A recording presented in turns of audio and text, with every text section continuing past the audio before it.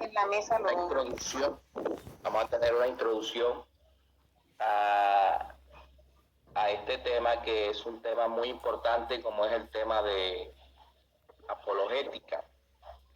Apologética es la defensa de la fe. La defensa de la fe. Apologética es uno de los temas en teología muy abarcador, porque es algo que es bastante extenso en el sentido de conocer el origen de todas las religiones, del espiritismo, del santerismo y de todas esas cosas. Por eso le digo, es un tema muy abarcador y muy intenso, y todo por el estilo, ¿no? Entonces, quiero en esta noche hablarles acerca de un tema que está generando bastante cosmovisión.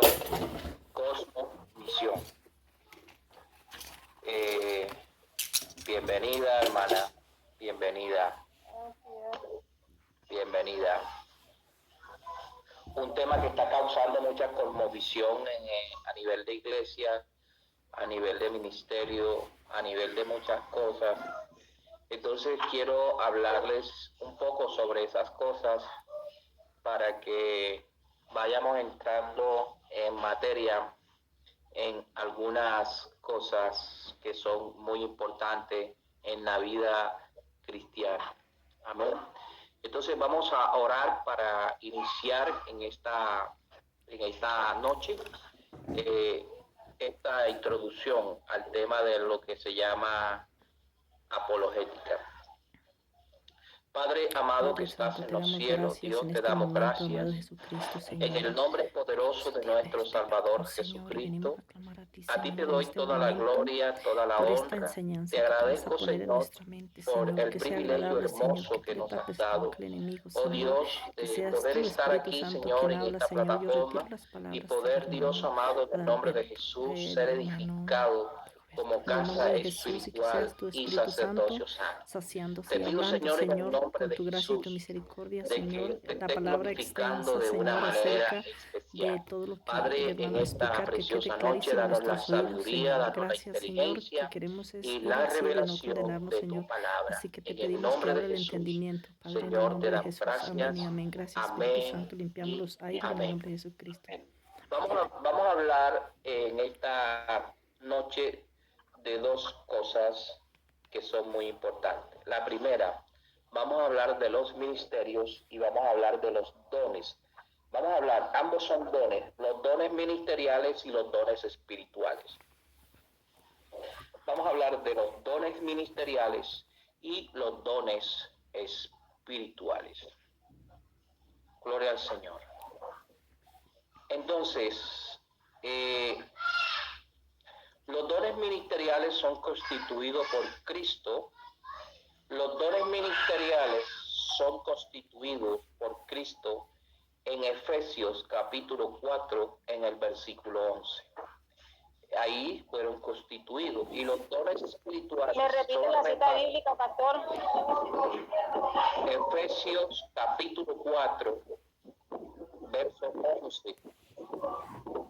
Los dones espirituales son repartidos por el Espíritu Santo de acuerdo a la medida de fe y de acuerdo a la capacidad, según 1 Corintios 12:9.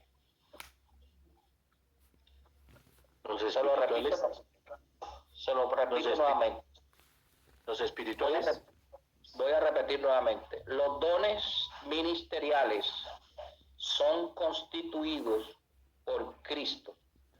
Ya en Efesios capítulo 4, en el verso 11 en adelante, está descrito allí que es Cristo quien constituye los dones. Ministerios. Los ministerios. Hablando de ministerio, hablando del apostolado, hablando del profeta, hablando de el evangelista, hablando de el pastor y hablando de el maestro. ¿Ok? Entonces, hay una gran diferencia entre el ministerio profético y el don de profecía. O sea, son diferentes, ¿ya? Y se manifiestan diferentes, ¿ya? El don de profecía y el ministerio profético. Una cosa es el ministerio profético y otra cosa es el don de profecía. Entonces, dije que los dones ministeriales son constituidos por Cristo en Efesios capítulo 4, en el verso 11 en adelante, y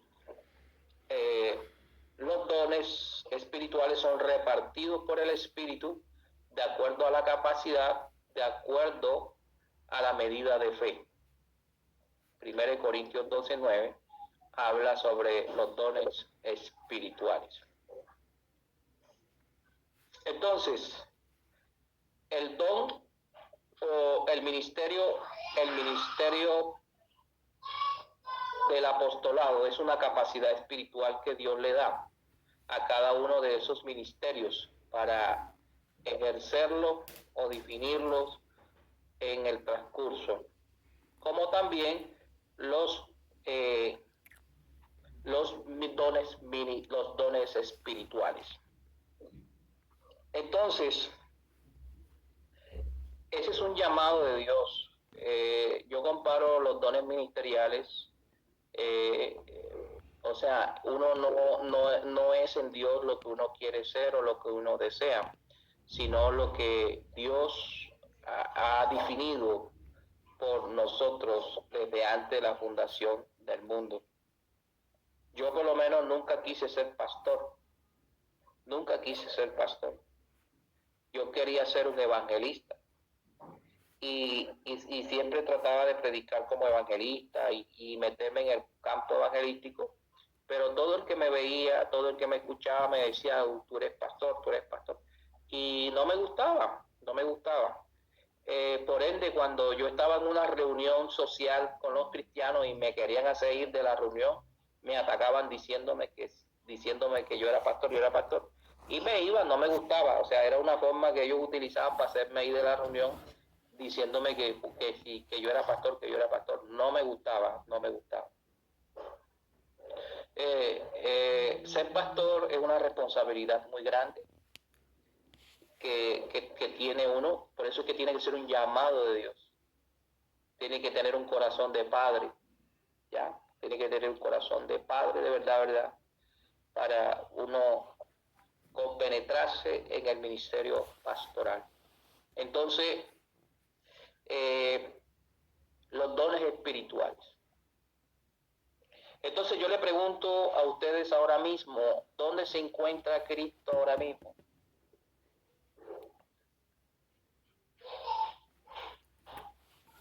Bueno, yo voy a decir algo que no sé si esté bien o esté mal. La Biblia dice que el Padre está en un trono y que el Señor está a la diestra y que el que representa al Padre y al Hijo aquí en la tierra es el Espíritu Santo. No sé si está bien o mal.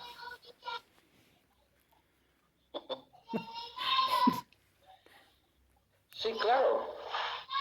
En esa división dice que el Padre está en su trono, Jesucristo a la diestra del Padre en el cielo, y el Espíritu Santo está aquí en la tierra. Entonces, porque el Espíritu Santo está en la tierra porque tiene una tarea encomendada por el Padre con la iglesia, ya, y él es el encargado de entregarle a Cristo una iglesia santa y pura, sin mancha y sin arruga, para las bodas del Cordero. Entonces existe una gran posibilidad. ¿Qué posibilidad existe de que una persona se identifique con un don del Espíritu Santo, pero que no conozca al Espíritu Santo.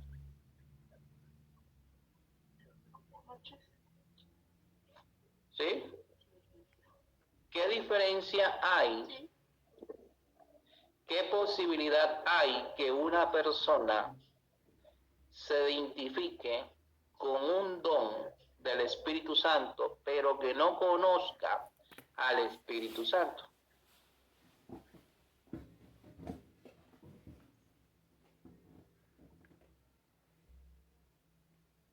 Quiero que vaya tomando nota de las cosas que le estoy diciendo, que son como un poco controversial, para irlas definiendo una por una. ¿Qué diferencia hay entre que una persona se identifique con un don del Espíritu Santo, pero que no conozca al Espíritu Santo? No conozca al Espíritu Santo. Ahora, a nosotros nos han enseñado, y nos enseñaron por mucho tiempo, que ya tú creíste, tú tienes el Espíritu Santo. ¿Ya? Tú tienes el Espíritu Santo. Pero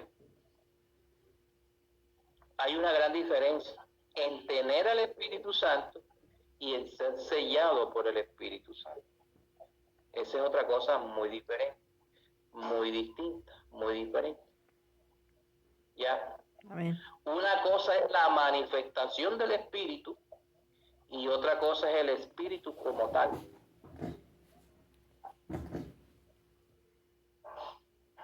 ¿Ya?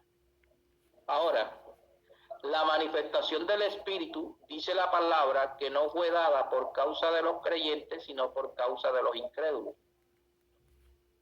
¿Me doy a entender? O sea, la manifestación del Espíritu no fue dada por causa de los creyentes, sino por causa de los incrédulos.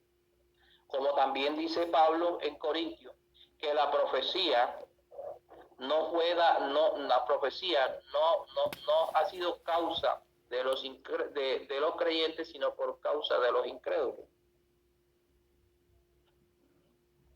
Entonces, son contrastes que hay. Y se los empiezo a definir de esta forma. Hoy en día en las iglesias hay mucha manifestación del Espíritu Santo. Y hay gente que tiene dones del Espíritu Santo, pero no conocen al Espíritu Santo. ¿Por qué no lo conocen? Porque no han nacido de nuevo.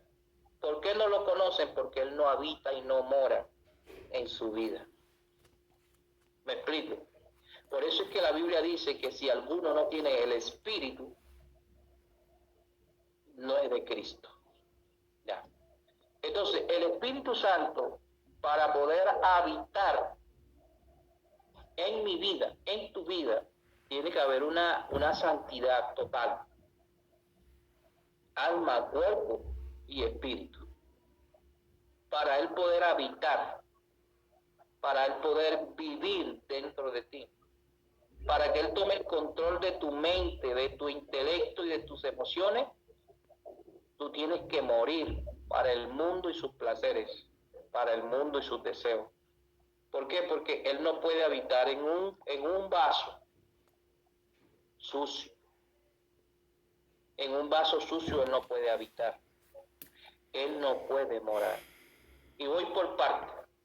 A todas las personas que les gusta lo mágico, a todas las personas que les gusta lo mágico, que les gusta lo sobrenatural, que les gusta el tema de la liberación, que les gusta todos esos temas, tienen que buscar primeramente la llenura del Espíritu Santo. La llenura. O sea, que el Espíritu Santo habite, viva en usted, more en usted. Ya no vive usted, sino que viva el Espíritu Santo en su vida. ¿Ya? ¿Por qué? Porque de esa forma usted va a poder ser salvo y va a poder salvar a otras personas. Entonces, hoy en día hay muchas personas que de pronto tienen un don de revelación, tienen un don de profecía, tienen un don de visión. Esos son dones del Espíritu. Pero el Espíritu como tal no puede habitar ni puede vivir en él. ¿Por qué? Porque es una persona que tiene amargura en su corazón, que tiene resentimiento en su corazón. Me explico. Una persona, el carácter es muy determinante. El carácter, temperamento es muy determinante en la hora que el Espíritu Santo decida usarte o decida visitarte. Tu carácter es determinante. Entonces, cuando tú eres una persona voluble,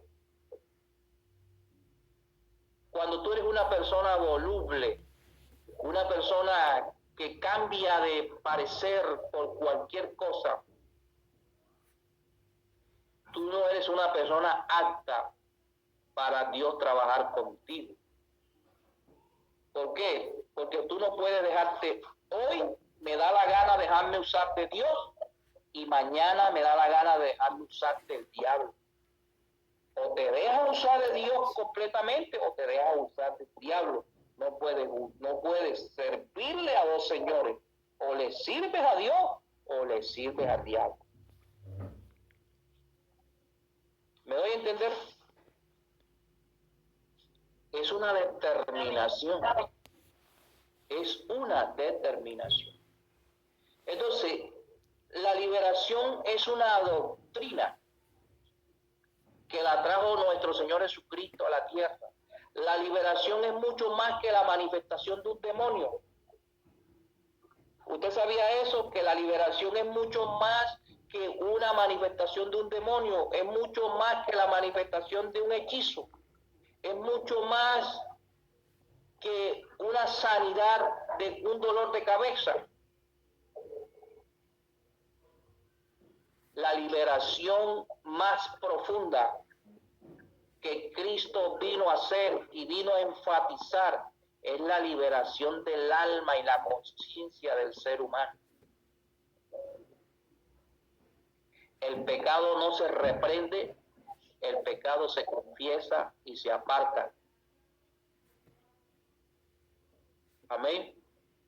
Entonces, ¿por qué hoy en día hay puertas abiertas para el espiritismo en las iglesias? Porque hay muchas cosas o muchas prácticas que se están haciendo en las iglesias que se creen que son prácticas del Espíritu Santo y son prácticas de espiritismo, prácticas de pitonismo, espíritus pitónicos, espíritus de adivinación. ¿Ya?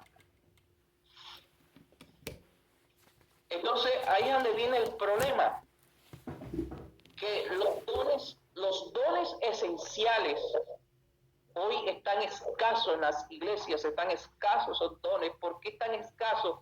Por la falta de santidad de Dios en la vida de los instrumentos, en el sentido, por ejemplo, la iglesia hoy se identifica con los dones carismáticos. ¿Cuáles son los dones carismáticos? Los dones de las manifestaciones, por lo menos el hablar en lengua, el profetizar, ya, el de sanidad, el de milagro. Esos son los dones carismáticos y la iglesia se ha conformado con eso, con los dones carismáticos, el hablar en lengua, ver una visión y todo eso, ya. Pero ha descuidado unos dones que son muy importantes en la iglesia, que es el don de discernimiento de espíritu, el don de sabiduría, el don de fe, el don de revelación, el don de ciencia, el don de conocimiento. Recuerde que el principio de la sabiduría es el temor a Dios. Entonces, esos dones están escasos en la iglesia. ¿Por qué están escasos? Porque esos dones, para poderse manifestar en una persona, eso se llama dones en plenitud. Los dones en plenitud se manifiestan en la persona de acuerdo a un nivel de santidad. Cuando una persona está en un nivel de santidad, el Espíritu Santo viene a habitar en él. Viene a habitar en él y esos dones empiezan a fluir. ¿Por qué esos dones están escasos en la iglesia? por la falta de santidad. Por la falta de santidad. Ahora, en las iglesias están confundiendo el don de discernimiento con el don de sospecha o el don de malicia. Ay, hermano, yo tengo discernimiento porque yo sospecho que el hermano Misael no diezma. Yo me imagino. ¿Me está entendiendo? Yo me imagino, yo pienso. Hay imaginaciones que a uno le salen certeras. Le voy a referir un testimonio para que usted se ría. Una vez vino un hermano profeta a visitar una pareja de ancianos que vivían en una casa humilde. Y entonces el anciano, el Señor, él empezó a orar al Señor. Y el Señor que él oraba le decía: el Señor me está revelando que usted tiene un problema, y el problema que usted tiene es que usted le da una rasquiña en el recto en las noches cuando usted está acostado. Le da una rasquiña desesperante en el recto que no lo deja en paz, y entonces usted tiene que ir al baño. Usted tiene que ir al baño y tal. Entonces el varón le decía: ese Dios, ¿verdad? Ese Dios. ¿Cómo supo ese varón que yo tenía ese problema? Ese Dios que le reveló. O sea, entonces le decía a la esposa le decía, él se llama Gregorio, pero la esposa le decía Goyito, y le decía: Goyito, ¿por qué te pones a creer eso, Goyito? Eso es parásito, Goyito, parásito. Mira cuántos años tienes tú que no te purgas. Eso es parásito. ¿Por qué no me habías dicho que tú tenías ese problema, que te daba esa rasquiña? Ya te había dado purgante, te había sanado, ya te había quitado eso, ¿ya? Pero fíjate, o sea, cómo él logró creer una cosa como si fuera Dios que se la estuviera diciendo. O sea, ese era un espíritu pitónico. Ese era un espíritu de adivinación. Hoy en día hay espíritus de adivinación que son prácticas netamente espiritistas, acompañadas por un poco de lo que se llama la telepatía. La malicia. La persona sospecha algo, se imagina algo y le dice: hay sospechas que salen certeras. Yo sospecho algo de un hermano, o puedo visionar algo de un hermano y decirle: Dios me dice, sin Dios haberme dicho nada, y el hermano dice: no, sí, ya yo lo creo. Ya, así es sencillo. Por eso es que nosotros tenemos que ceñirnos a la palabra de Dios. Creer la palabra de Dios. La palabra de Dios es inamovible en nuestras vidas. Nosotros tenemos que creer la palabra de Dios. La Biblia dice que las manifestaciones un día cesarán y solo va a permanecer la fe, el amor y la esperanza. 3 cosas permanecerán: la fe, el amor y la esperanza. Pero que la manifestación un día cesará. ¿Ya? Esas son las manifestaciones, pero que va a prevalecer la fe, el amor y la esperanza. Entonces, ¿qué necesita la iglesia en el mundo entero? La iglesia en el mundo entero no necesita una nueva estrategia. La iglesia en el mundo entero necesita la llenura del Espíritu Santo. Que el Espíritu Santo no venga a la iglesia en una forma superficial, sino que venga en una forma sobrenatural en los cuerpos, habite en nuestras vidas. Entonces, hay personas que dicen: ya no vivo yo, mas Cristo vive en mí, pero me domina la ira. Ya no vivo yo, mas Cristo vive en mí, pero me domina la soberbia. Ya no vivo yo, mas Cristo vive en mí, pero no me pueden tocar porque soy como el cirilín, me enrojo, me enojo, por nada me enojo. No me pueden hacer nada porque boto el chupo, y una vez y empiezo a decir malas palabras. Y después, ¿cómo voy a orar? Después de coger rabia, entonces voy a orar y a profetizar. ¿Quién se mete ahí? Porque hay una puerta abierta para el diablo. Hermano, mire lo que le voy a decir. Es tan peligroso usted dejarse poner las manos de una persona que no está bien espiritualmente. Porque a través de la imposición de las manos, usted recibe maldición o recibe maldición.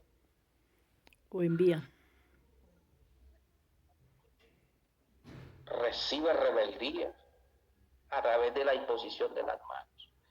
¿Quién ha dicho que una persona que esté en fornicación es para que esté orando y poniendo manos? ¿Ah? Una persona adúltera, ¿quién ha dicho es para que esté orando un adúltero? Entonces, ¿qué va a transmitirle a través de la imposición de las manos? Adulterio. Cuando viene a ver uno, infidelidad en la iglesia por todas partes. ¿Ah? ¿Quién lo transmitió? La persona que está en ese estado a través de la imposición de las manos. ¿Ya? Entonces, hoy vemos a un hombre espiritual. Ay, fulano es espiritual porque ora bastante. Fulano es espiritual porque lee la Biblia. Fulano es espiritual porque ayuna. No se deje engañar del diablo. A usted no lo convierte un hombre o una mujer espiritual porque ora, porque ayuna o lee la Biblia. Usted se convierte en un hombre y una mujer espiritual cuando nace de nuevo de agua y del Espíritu.